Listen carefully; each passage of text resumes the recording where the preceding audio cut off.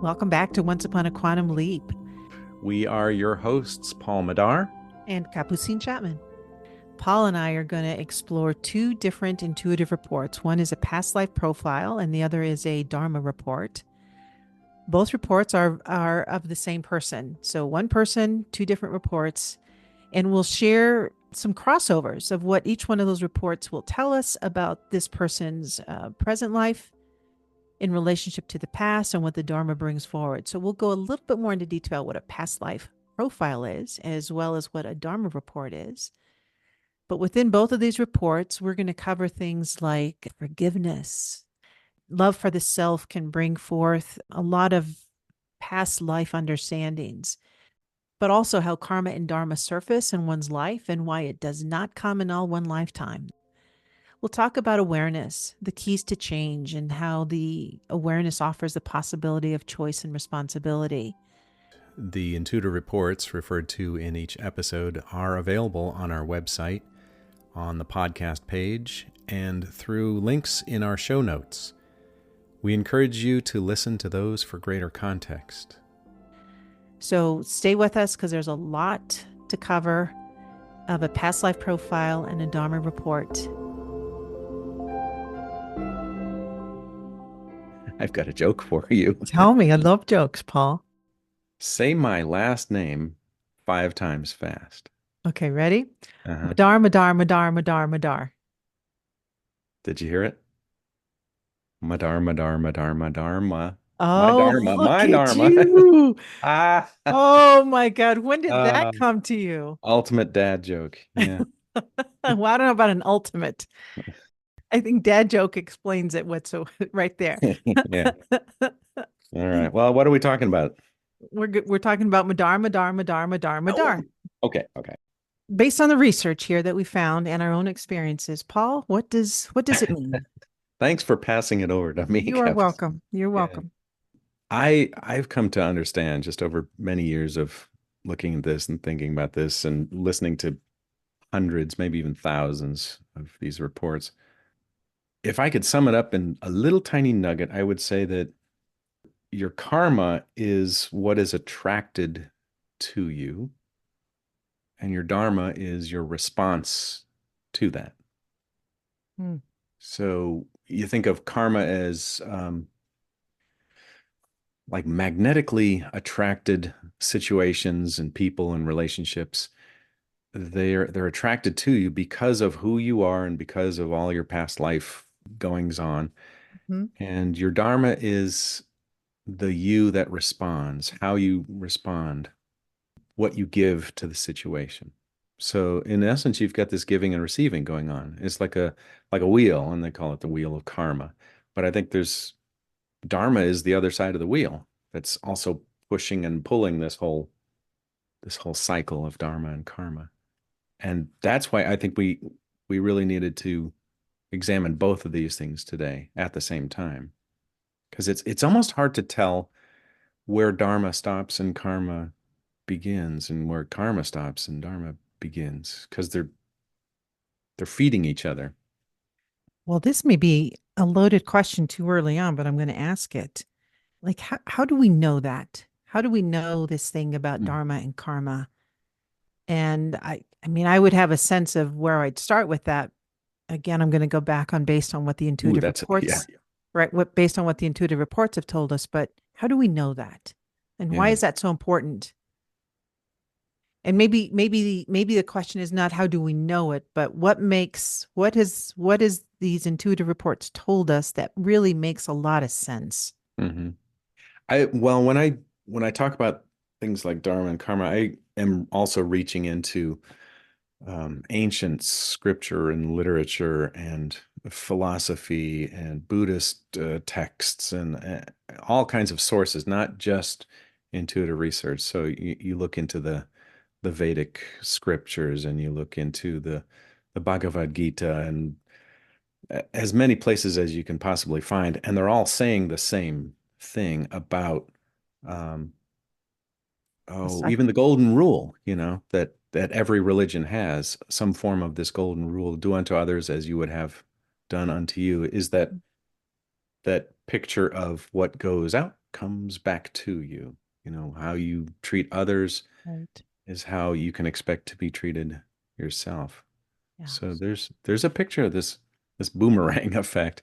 Yeah. So even if someone doesn't believe in reincarnation, it still has something to consider. But Yeah, because we do, you and I both believe in reincarnation, it makes even more sense why yeah, this cycle, these continual cycles, give us more opportunities to evolve for betterment, for development, right? yeah.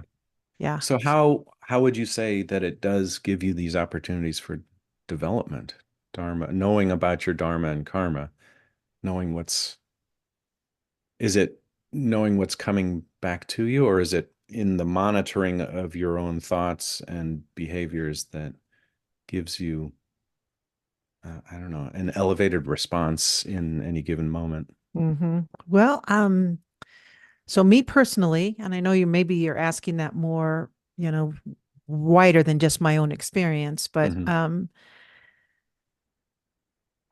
I'll just start with just when I was a kid, when I was little, I was raised Catholic. One of the things that always confused me, but in that confusion, it gave me some contradictions um, that pulled me to ask more reasoning questions. So little Capucine had this mind of being raised in a Catholic religion, uh, and a Hispanic household where culture and the openness to different type of beliefs was available. But I never believed in the. It never made sense to me that we only. It just seemed wasteful. That was always the word that would come to me. It just seemed Hmm. wasteful that we just had one lifetime, and then you either had a chance to do good, bad, be judged one way or the other. What those were, it seemed like a lot of pressure. The Hmm. visual Yeah, I had was still so much pressure to do one thing or the other for the sake of then eventually going to this place called heaven where some God existed, or you'd go to the other place, which was really for bad people. yeah. So, as much as that was a confusion, there were some contradictions about that. I used to always think if there was so much good and if we believed that God was good, I just don't think he'd be that wasteful with his Hmm. time about just Interesting giving, take on that. yeah, Yeah, about just giving us one shot yeah. at this. Um, but I never thought about reincarnation as a little kid. It just seemed wasteful to me. Hmm. And then when the idea of reincarnation occurred or was brought, full forward to me in my, when I was 20 years old, when I heard it, I thought, that makes sense. Now, Hmm. this makes sense, not because you get a chance to live each life. And if you don't, then you got to come back. It just made sense that there had been, that there's some level of intelligence around these beings that we are, these energies that we are, that has some responsibility to now living your life. Yeah, For yeah. it gave more of a purpose. Uh, and so it also opened a lot of doors to be open to different ways of thinking now around that. So for me personally, why Dharma and karma is makes sense is it's like I'm an active participant in my life story. I'm an active participant. And I by think being so. in, Yeah, yeah, by I being would in, agree with that. Yeah, yeah, once you know some at least even some basic elements of your karma and your dharma, yeah, then you have like a sense of control in your life, or at least self-responsibility. self And we've talked responsibility. about that before with Hmm. self-responsibility and awareness need to keep pace with each other. Hmm. Um, but yeah, it gives you a sense of, well, if I want better things to happen in my life, better attraction sphere, maybe what I give out could be a little bit higher quality, and then Right. what comes back is going to be a little higher quality. And it's it's both a powerful stance, and I think it's more of a responsible stance. Uh, Yeah. And again, back to myself, me and how Capucine put this together before the a little bit more of the reincarnation knowledge came full forward to me when I was younger, the thought would always occur to me of if if I'm doing good, or if I'm doing bad. I mean, because sometimes those were words that were in my head. Am I being a good person? Am I being a bad person? Yeah. The thought that always would come back to me is like, well, but I'm still the only one that knows really if the action that I'm taking is going to be good. And so and I still do this to this day. Whatever the situation, I'll always ask myself, what was my part in that? What was Hmm. my part in this experience? Good, bad, and different. And maybe those words, I could Yeah. change those, but that's just how I kind of think about it. What was my role or my responsibility in that? So that I'm not taking on someone else's, but I'm self-examining and reflecting. Yeah. And the finger of blame isn't out It isn't constantly out like there. they're doing this to me and Yeah. they're doing this to me. And Yeah. okay, what was my part? What was my part in this? We, Did I? Christine and I used to do this with the girls. If one girl would come to us crying like, "Oh, she did this to me and she did this to me," Right, right, we would just ask a simple question. Okay, what happened right before that? And she would say, "Well, I kind of kicked her in the shin or, whatever." right. Oh, okay. So maybe Yeah. that triggered this response that came Right, back to you. right, So right. just to try to help them see that nothing totally happens in a vacuum. There's this continuity Continuity of of it. uh, of consciousness, but there's a continuity of action. There's a continuity of um, cause and effect going Mhm. on all the time. Right. So when I listened to the two reports that we're going to talk about, the past life Hmm. profile and the Dharma report, for one person, when I was listening to then rereading this, it it mirrored back to me a lot of oh my gosh, that it does matter if you have a heightened sense of loving yourself, a relationship with yourself. It does matter if you give the perspective that there's always a continuity of building understandings through relationships, even if you're having a relationship with yourself, which I believe it always begins there. So yeah, these two reports kind of highlight this idea of connection, continuity, and relationship, not just with others, but with yourself. And then it also talks a little bit about forgiveness. Hmm. And if it doesn't talk about it completely, it just really elevates it again, how forgiveness plays a big role in this relationship Yeah, building. it So, can highlight forgiveness and even gratitude because those often really right. need to be together. Yeah. Yeah. Yeah. Yeah. So, These two reports that we're going to be talking about, they are the same person. mhm. And the reports were done a little ways apart, but it more highlights the different angles that you can look at past lives and relationships and start to weave a common thread between lifetimes. Um, so you can see this development of understandings. You can see the development of an individual from different angles, from a karmic, which would be the past life profile, would be more of a karmic view. And then the dharmic view is more what this person is and what they're giving and how they're responding and what they have to offer that maybe they haven't been fully offering to situations or to relationships. And you can see that thread of building, building, building, bit by bit. Every lifetime, you put a few more pieces in place, and your vibration, your attraction sphere changes as you grow. So the past life profile, and I'm going to always remind you to remind me a simple way of looking at karma, because you talked about the past life profile, which is Yeah. predominantly the karmic profile.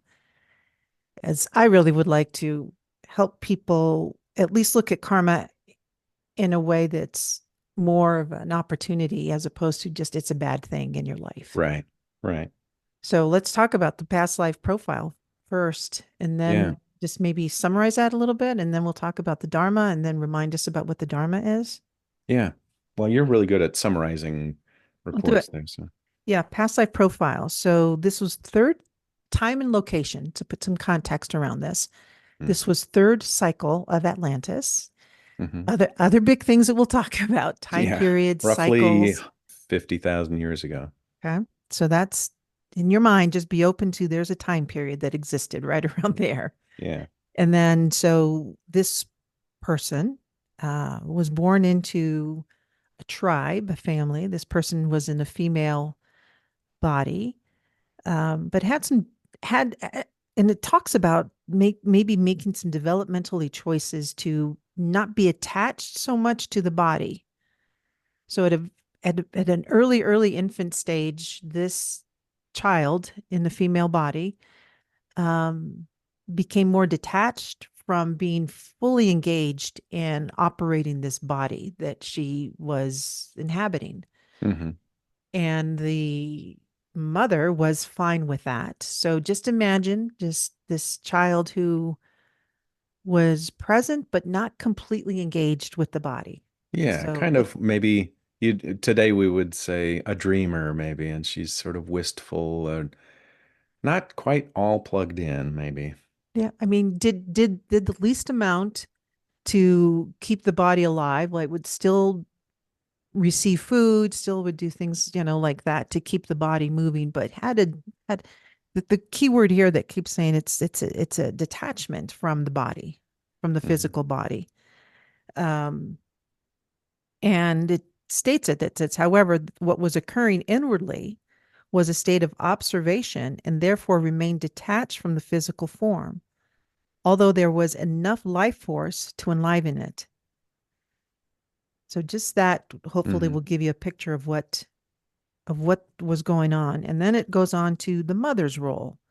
The Well, mother, yeah, before go we go ahead. to that, Oh, that detachment very often can facilitate a person building clairvoyance because they're not so enmeshed in the physical world and the physical goings on and training the physical body and all of the concerns of the tribe, let's say. You're more free to experience this inner level consciousness and the inner worlds and get more and more familiar with inner goings on and subtle energies like where clairvoyance would be heightened. yeah, because it does talk about that. We see that outwardly, this one appeared to be delayed developmentally in moving this one's awareness or attention into the senses and receiving through the senses in the physical world. So it just talked about the action that it took with the body, but then it opened the possibility of receiving in another way, because then it Yeah, goes into how this particular young woman, young girl, did depend a lot on the community, and the community was very generous in receiving. So there were some understandings that were built around receiving, quality of receiving. yeah. Um, yeah. Let's see here. What other fun things did we learn about this body? Well, there was a whole Um, big part about pressure, and yep. I think we need to talk about um, what pressure people experience sometimes, and where that pressure comes from, and why the what the value of this internal pressure can be. So specifically, I'll just kind of pull up some things because I know it says it Yeah, in a lot of different places. We see that over time, there was a pressure that was built in the physical form that related to the difficulty that this one had in expressing the self. And this pressure caused there to be more confusion in the emotions and in the mental plane. This one had the beginning recognition of desire in being able to express the self and to communicate in frustration in the capacity to do so. And this resulted in the pressure that has been spoken of. I can keep going unless you want to add something to that, yeah. Paul. No, the pressure, I think, and we've talked about this before, you and I, how pressure starts to build inside someone. It can be a pressure when you realize there's a need for you to change, let's say. You got to change some beliefs or you got to change some attitudes or maybe Mm. change some boundaries. You've realized in your relationship you haven't really set firm boundaries, and so you'll feel this pressure to get firmer in your stance or to build a you know build a spine about being pushed around by other people. There can be financial pressures. There can be But- a fundamental pressure from what we would call separation, like your sense of separation from the spiritual realm and the physical realm, where you feel like, oh, I just have this yearning to go back home and to, be one with the universe, but I feel so separate. So that can be a pressure also. So it can happen from a lot of angles in our life. And um, Yeah, I see that also as a pressure, as a stimulus to take some kind of action. right, right. Yeah. The pressure is it's building something up, and that action is just to move outward, is to move Yeah, outward or to move in some direction that will cause some action, yeah, usually again for the betterment of the whole development. And I think this is where that whole karma comes in. right. It's In again this one, it it's looks like because she was so lightly tethered to the earth plane, there started to be this pressure of you got to come out and play. mhm, You got to come out and explore expression, self-expression, and participate in the world. So that I think that built up as well for her. right. And then we talk about relationships of her tribe, her community, how she depended on the tribe, and how the tribe, I think this is where the lovely quality of love comes in all times, is that there was there were, even her attempts were to remain focused in the physical form. Um, she was also able to be grounded by others around her. And this also provided a way for her to be it says, particularly tuned into a frequency of sound that was calming to this one. So a humming sound that was part of the expression of the group, a tribal expression. Yeah, So it's almost like being cradled, and you don't know. I mean, I just think of even sound, just the sound of someone's voice that can either be abrasive or calming. But there's this, again, the Dharma was also playing itself out through the community by giving, by yeah, by creating this group dynamic of we're all together, and it does matter that this sound is going to have some kind of resonance, not just for this child, but for themselves as a yeah. as a as a as a group. Here's something that I've seen over and over and over with regards to Dharma, and that is if you are not really expressing your true essence as Dharma, especially in relationships, other people will. Hmm. It's almost like the Dharma has to be expressed and will be expressed one way or another. And if you're not giving it, then you'll experience it from other people around you Yeah, that's so that insightful. it is Right. present still. Mm-hmm. Yeah. It's fascinating. And I think karma is going to be the same way as well. If you really look at it, if you're not facing, we call it facing your karma or dealing with your karma, Mm-hmm. but really it's more like turning towards the lesson that is within the karma. If you're not turning towards it, then others around you will. And it'll heighten the pressure that we've been talking about, the pressure to address something, the pressure for self-responsibility, the pressure for learning, growth. You can think of it like you put a seed in the ground and you water that seed. What happens? That seed starts swelling and swelling. There's a pressure that builds up in it and it splits its husk and its case and it starts jamming that radical down into the ground. I think it's a radical. Yeah. The root starts jamming through the earth, and then there's a Right. pressure that builds to send the stalk upward through the ground. So anytime there is watering, um, an input of experience, there is a pressure that builds to grow and to expand and to change and to flower and flourish. A teacher told me this one time and it stuck. Um, and the scenario was there was a woman, she was a secretary, and her role was to be surrounded by a lot of people and to give a certain way. And she was grouchy. She just was Hmm. grouchy. And also that had some, effects, how that kind of ruffled some feathers with people that she would interact with. And this one teacher told me one time, it's like, this is always an opportunity. There's always an opportunity that no one, even if you're mad at someone, or if you're reacting to something, or if you want to externally blame someone, if you could always anchor back to, but I still always want to be who I want to be. The thing that I want to develop within myself or the thing that I want to give doesn't matter. I always have to, it's important to always give that. Hmm. And I thought about that in terms of this woman who, and again, we've talked about the word choice, not choice. It's just that little shift.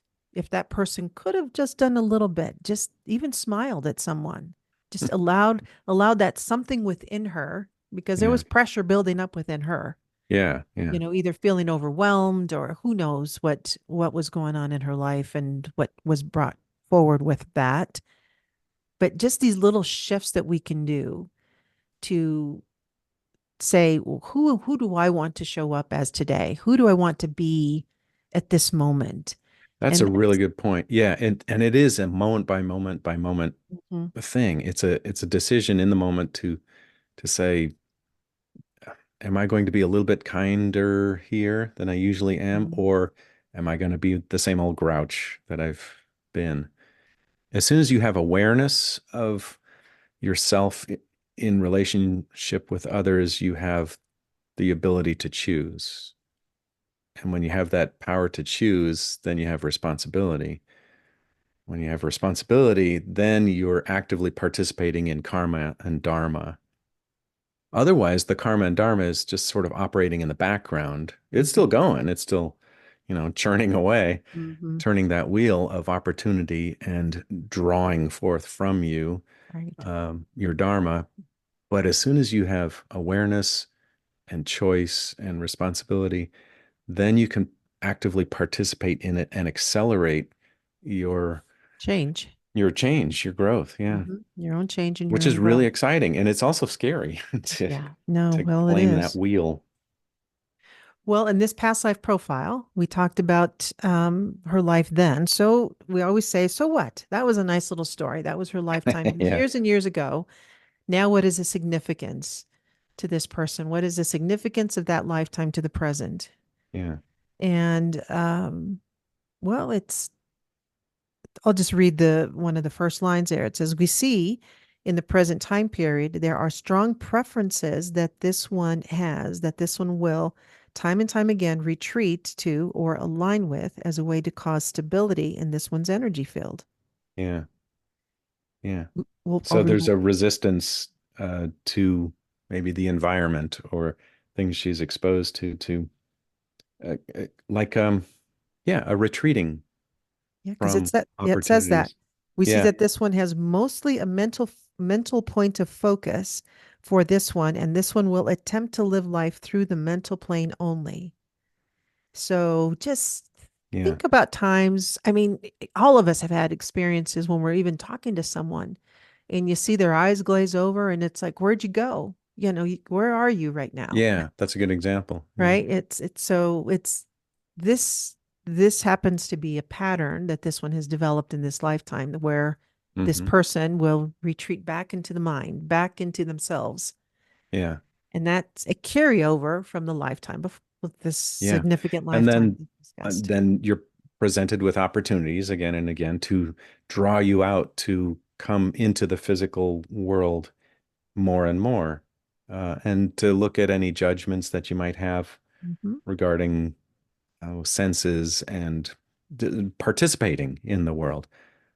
Very often there's this resistance comes from maybe judgments or even disdain for doing things of the physical world. You'd much rather go play in the mental fields.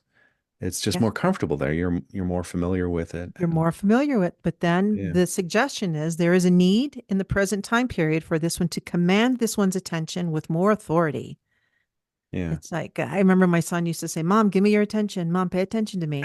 Yeah. Because sometimes it's like I'd flip away, I'd go somewhere else, but it's like the command of it. It's like, attention, you got to move back. And so that's the suggestion here. It's got to command this one's attention with more authority. The level of evolution and maturity is different within this one than in the time period that has been related. So remember, we had the significant lifetime, how many thousands years ago? Mm-hmm. And so just lifetimes have been lived between that time. So other learning have occurred. And in this lifetime, other learnings have brought this person to this present time period to Yep. say, come on, you have evolved, you've changed. You don't We've got have a to, great opportunity here. Yeah. great Let's do this. opportunity to change. Yeah. You've got some stuff going for you. Yeah. And then it says the time has passed for the distancing or the observation that has been described. It can be incorporated, however. There is a need for this one to harmonize and to accept and to embrace life through the physical form. So for me, Paul, you have some good things to say about this. How this is why it's like it's so important to be alive and to take action and to live your life, Yeah. Participate. to Yeah. participate. Yeah. It, Must be present to win. yeah, right, Yeah. right. That's right. I think it's also important to do this cycle though. It's like a vertical figure eight you can think of. And the cycle is spend a little time in these upper realms and these in inner levels of consciousness. But then also come out and play in the physical, come Mhm. and participate in that and then reflect into the upper fields and say, what have I learned? How have I grown? What have I come to understand? Now let me bring that back out into this physical world and give that. And so that figure eight, that infinity symbol looks like I'm gonna assimilate and receive what I've gotten, and now I'm gonna come out and give, and then I'm going to come back. And that's all day long, every Which, day. which is different. It's not saying you got to have a balance of being in this world, in the physical world, and being in the mental. It's not saying balance. Yeah, it's a cycle. It's a cycle. Yeah. It's this motion. It's a dance, and I think it also Hmm. relates back to just the sound and the frequency that is inherent in this person because there's some understandings around the receiving part Yeah. of just of going back and forth. And so it makes suggestions about exploring the sensory judgments, the sensory experiences in life. Um, it says to immerse the self in the living, um, and to take into account that this one can respect and trust this process, that personal authority to devotion, dedication, and conviction to life. Yeah. So again, Yeah. taking action in those particular manners. And for me, words that help me, it's like what can anchor me or what can help me be in the present. And sometimes those key words like that are helpful, like personal. The support with this one's development is to have personal authority, devotion, and dedication, and the conviction in life. Those are Yeah. really good mental little things that you put in your mind. It's like, yeah, this is the seed thought that's going to guide these actions for me right now. Yeah. I think. Um, uh, Something that automatically draws you out is relationships. Mhm. Because you can, if you're alone, living alone up on a mountaintop, it's very easy to spend your whole life in your head and in your own thoughts and in your own little world. But as soon as you start coming into contact with others around you, or you have a family, you have a husband, and you've got some kids as well, then um, that draws you out, you know, automatically. You have Right. to respond to things right in front of you. Right. Your kids need to eat, and your kids need to be changed, and they need your attention. So that's it's a wonderful system that we I wouldn't say invent, but we've developed these family systems that automatically build in giving and receiving and giving and receiving and giving and the to Right. fulfill this karmic and dharmic Right. wheel of pressure that we feel. Yeah, and in this one, it also gives some understandings that this one has brought around how to help engage in those relationships. Hmm. That there's um this one can that has some experience with the love to explore how love has been part of her life, but how to bring that into these experiences now to harmonize with that. Yeah. Yeah. One of the things I saw as most poignant in this report was very close to the end of the significance part where it says there's in essence it says there's much joy present, Mhm. but it's not felt. It's Mhm. not necessarily felt. So my picture was that maybe she brings a lot of joy to others, but she's not really feeling it herself. That self relationship. Hmm. Hmm. We've all done that at some point, right? Yeah. So the bridge. So let's go back to the bridge of the past life to the Dharma. I mean, there's a lot of bridges, but it highlights because this person did ask in the past life profile suggestions on fully bringing forth and consciously understanding and utilizing the clairvoyant capacities. Hmm. So there were suggestions, but some of those suggestions before I go into it is to go into the Dharma because there are clairvoyant capacities that was built Yes. in Yes. that past life, but now let's go into the Dharma, Yeah. right? So what does she do with these clairvoyant skills that she built sort of inadvertently in the past life profile? Mm-hmm, mm-hmm. Yeah. Do you want to paraphrase that one or do you want me to go for it? Oh, go for it. Yeah, go for it. Well, in this one's incarnation, so now so before we do that, Hmm. remind us again the Dharma in simple terms. What's the Dharma? Dharma is what you are and what you bring to any situation. It's the sum vibration of you that you offer to the world just because you are. And it's what's drawn out of you in karmic situations, in situations where you feel pulled to respond. And So it's your and response to situations that you're presented with.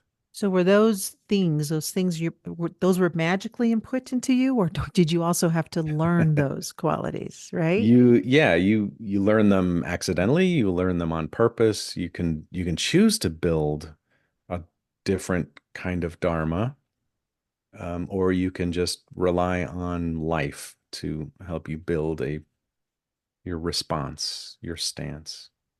So can a Dharma be considered as a quality, Yeah, right? yeah, yeah. So I would picture it as multiple qualities yeah, like your overall you that you bring to a room when you walk in. that have been developed over time, Yeah, over many, many lifetimes, many, lifetimes, many many, many lifetimes. layers of lifetimes. Yes. And it's I don't want to, well, I'm going to use the word, but it's not so much that they're not negative things that you bring. There are things that are always uplifting. It's almost like sifting through an essence of a certain quality or characteristic that brings out the purity or the clarity of what that quality brings. Yeah, yeah. Am I It's saying a that? yeah. I would say it's in general it's a positive quality. I think that's because it's your response to a need in your Okay. environment. It's a Okay. yeah. Which is It's an what's action that will benefit someone else, but even though yeah, you're not consciously thinking of it that way. yeah. So let's think about the dharma of this person. Hmm. There is a thread throughout this one's incarnation. So we also talk about the thread that dharma brings, and I think we talked about that a little bit already. It is consistent it strengthens, and it illuminates. So we see that in this way that this one moves, there is always the absorbing and reflecting and seeking of clarity. So there's a focused endeavor, a singular focus through scalar talent. So this one has built a lot of that, as it states later on in the Dharma, Hmm. through Yeah, it kind different of goes through a incarnations. few incarnations there with Hmm. a weaver of fine threads and Hmm. uh, a great storyteller, and many times as a mother, um, a It lot of talks of spiritual lifetimes, prayer and fasting, and yeah. Yeah, it talks about the incarnations in a male form, and it talks about incarnations in a female form. So the receptivity can be built in both male and female. But it also talks about, specifically, it says that in some of the male incarnations, there was a lot of attention on focus and discipline and Hmm. spirituality. It Yeah, that still occurred in those receptive in the female bodies. Um, but it just also talks about how these different expressions in both male and female also bring about different qualities as this person was expressing in those different bodies, how it used those expressions, to move outward. hmm, So it just talked about how that there was a reflective quality that is strong with this one, and that it also is dependent upon the input of energies around this one, which goes back to the lifetime the past lifetime that we just spoke of. This one was dependent on the community energies of love and receiving. yeah, So that's just an example of a lifetime where this one was dependent on other people around her to give her different type of energies. And so yeah, then it kind of goes back to why relationships and connections are how they all have an interplay with how we also develop. yeah. That's where the karma is in Right. relationships. Right. Yeah, Um,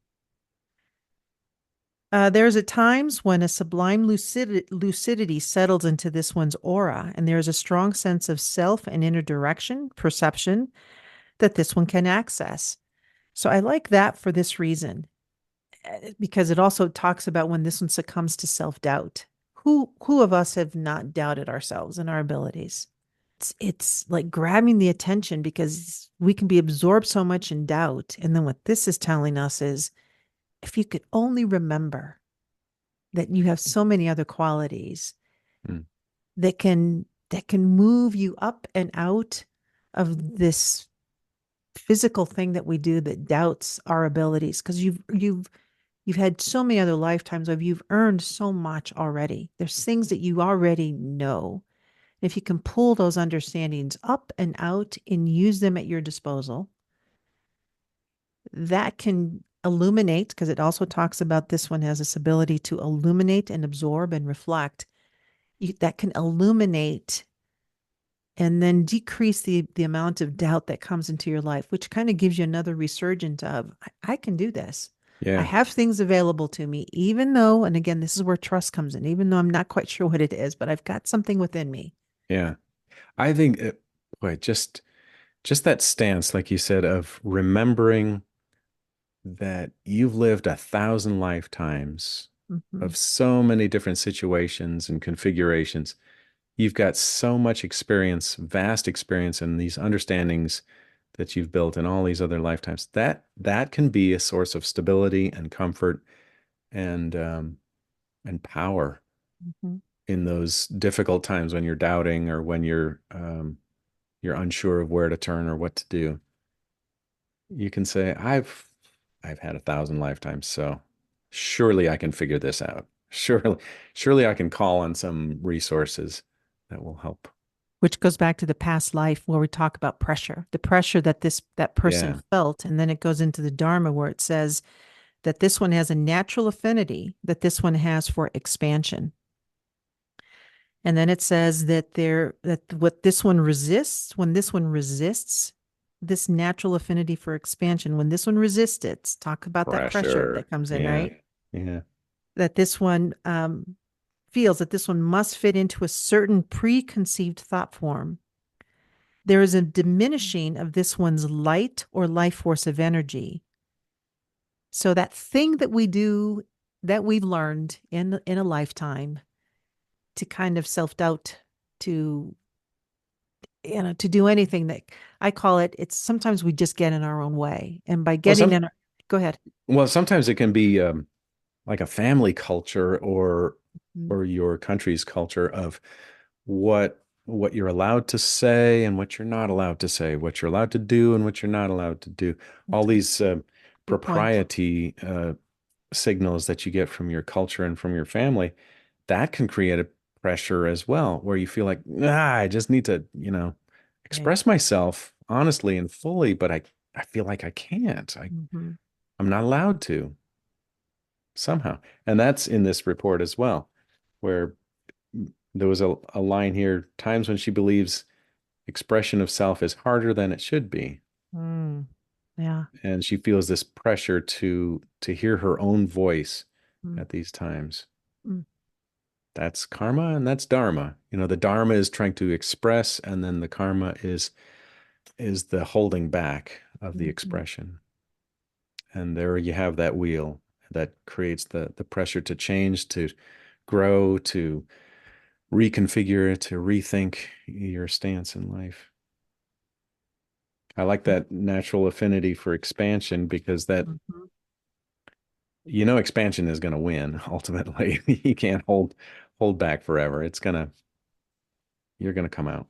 How do you know that, Paul? How do you know that expansion will always win? I believe that. Is it just a knowing we have that? And Plate tectonics and geology. that's right. Lava always wins. This is where little science helps us out at, right? It's Yeah, expansion will happen. yeah, it will. It must occur. It must Yeah, occur. I Yeah. like to think of I think everybody's played with Play-Doh. If you get that new jar of Play-Doh and it's all gushy and squishy and it's just wonderful and you can mold it into anything. And you configure it into, let's say you make a little person out of it. And you say, "Yeah, that's just right. I just love this little person. I'm just going to stick it up here on the shelf." Well, what happens after about a week of that little Play-Doh person sitting on the shelf? Gets really hard and crusty. Hmm. And in order to rework it, to change that configuration that you've created, you might have to break a few things. You might have to, uh, do you douse it with water, or you have to, kind of destroy and shatter this little configuration that you've developed, in order to remold it into a different configuration. And I think that's a great analogy for we get these we build our personality, or we build our presentation to the world a certain way, but then life goes on, or we grow up, or circumstances change, and we're kind of stuck with this identity that doesn't fit the circumstances anymore, and we need to kind of have to break that thing and change it and remold ourselves to fit the new environment and the new configuration. And that's tough. It hurts. It's not fun. Well, it talks about suggestions about how to kind of get out, not kind of, but to get out of that. And you and I have spoken a lot about perspective. Um, but I always like to give, like, so what's a simple way of just getting out of the way, or, or Yeah. allowing Yeah. Yeah. these inner understandings to come in. And it even talks about this as this one gains perspective in the ways that have already been described, and settle the self once again on that the wisdom, the seed of wisdom that has been described, that this one can recognize with her own clarity the value that this one has, and that the pressure to consistently and constantly expand can be allowed internally and externally, and that the essence of what this one is expanding is love, and the expression will move in many, many, many different ways.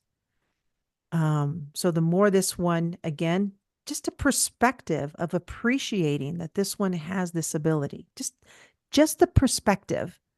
Just if your mind can go to if I have a different perspective about appreciating and having some gratitude and trusting that there's something that I've built, just moving the attention to someplace else can shift and open the water of truth, the wellness Hmm. of the moisture that we need. Back to your analogy of this Moisture. clay, this the moisture that we Yeah. need To remold ourselves. to Yeah. remold ourselves. Yeah. That allowance will come through. And so there's always little nuggets of gives you a depth of information to seed your idea, but also to take some action with just having a little perspective change, a little shift Yeah. that'll open the awareness, that'll give you some insight to be responsible for the action you want to take to move forward, but to follow through and do it. Yeah. I I think think we if you have sell achievement. short the power of very small actions or very small steps. Mm-hmm. I think the Chinese call it the grand ultimate principle, which is if you take little tiny steps, you will get you will travel great distances. You'll accomplish great things. But Right. just do the little tiny steps and you'll get there. But we tend to, especially in America and in the West, we think of these big splashy, huge transformations or steps that we have to do. You know, you have to go on this crazy diet and work out crazy things and travel and buy expensive stuff. But no, maybe it's just those little tiny shifts that you're talking about, shifts of perspective, shifts of attitude, shifts of action on a daily basis, on a moment by moment basis, is what really changes our trajectory. And those little shifts are an act of kindness to the self. And they're an act of opening the self to greater love to come through. So just those small acts of kindness show forgiveness. They start the forgiveness cycle and the awareness cycle of having love to come through as it just provides more clarity. Mhm.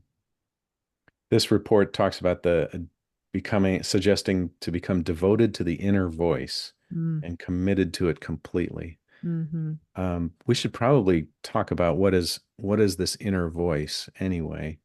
Where does it come from? What is it? Yeah, let's talk And about how that. do you devote yourself? Because we've talked about also commitment to self or loving yourself. And the voice of There's authority, commanding the voice of authority. What Yeah, is there's a difference between mm, um well, I just got to love myself, so I'm going to go to the spa and, get get a pampered? facial and pamper myself.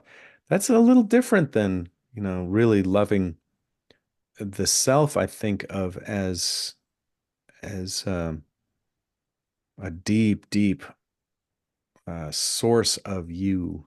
Mhm. You could think of it as your um the you that is behind all of your thoughts and all of your actions and all of your lifetimes, even the you that's really driving this ship. Yeah. And we have that. There's a sense. Everyone has this sense. I believe this because I've talked to so many people about this. That if you listen to that conscience voice in your head that tells you that's probably not a good thing to do, or this is right, or this is wrong, that morality voice, I would say just behind that is the self, the real self hmm that we want to listen to. And that's really guiding the whole thing.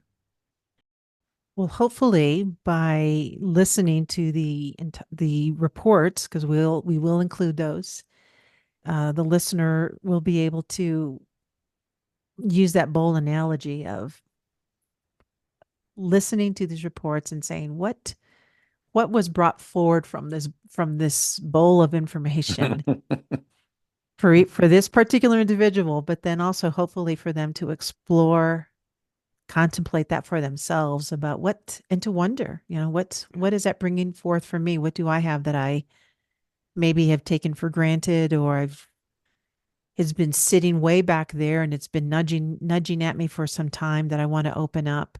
So yeah, those are things that you've got to look forward to when you listen to these two reports. And then we'll explore so much more about the levels of consciousness as we go forward. We'll explore a little bit more with different type of reports, like a family report, a creative mind report. So all of those things are going to be coming. There's so much to talk about. Yeah. And I'm sure people will listen to just the right thing at the right time for them to draw on their dharmic qualities that they're ready to express and turn towards whatever karmic opportunities they have in their life at the right time. It's a beautiful system, this karma dharma wheel, Right. and very valuable. And I think it's worth getting to know so you can actively participate in it. Yeah. So with that, we'll see you at the next episode. Stay listening. Once Upon a Quantum Leap is for your reference only. This podcast and the material is intended solely as educational information and should not be used for diagnosis or treatment of any health problem, financial, or legal advice. You can listen to full episodes and find out about Paul and Capucine at onceuponaquantumleap.com. All reports shared on this show have been released with permission, and identifiers have been removed for individuals' privacy. The intuitive reports referred to in each episode are available on our website, on the podcast page, and through links in our show notes. We encourage you to listen to those for greater context. If you're interested in obtaining your own intuitive report, go to quantuminsight.co. That's quantuminsight.co. You can listen to us on Apple, Spotify, or wherever you get your favorite podcasts.